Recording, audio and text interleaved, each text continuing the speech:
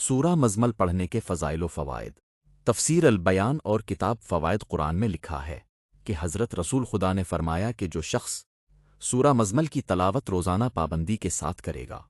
تو اس سے خداوند عالم دینا واخرت دونوں جگہ کی تنگی اور پریشانی کو دور کر دے گا۔ حضرت دونوں امام محمد باقر اور پریشانی کو دور ارشاد فرمایا کہ اس سورہ کا روزانہ پابندی سے مدامت کرنے والا ہرگز کسی کا محتاج نہ ہوگا۔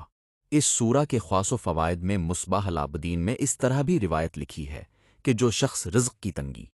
میں مبتلا ہو اور چاہتا ہو کہ اس کے رزق میں جلدی کشائش ہو تو اسے چاہیے کہ وہ بے نیت دفعہ عشرت بعد نماز عشاء 11 بار سورہ مزمل پڑھ لیا کرے تو اس کی برکت سے بہت جلد اسے ترقی معیشت حاصل ہوگی۔ دوسری روایت میں حضرت امام جعفر صادق علیہ السلام سے اس طرح منقول ہے کہ جو شخص روزانہ اس سورہ کے پڑھنے کی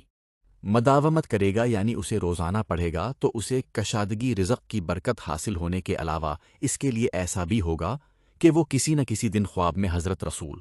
مقبول کو بھی ضرور دیکھے گا اور اس وقت جو چاہے ان سے سوال کر کے اپنے مقصد کو حاصل کر سکتا ہے وہ ہے، اور یہ ایک بہت بڑی فضیلت ہے جو اسے حاصل ہوگی۔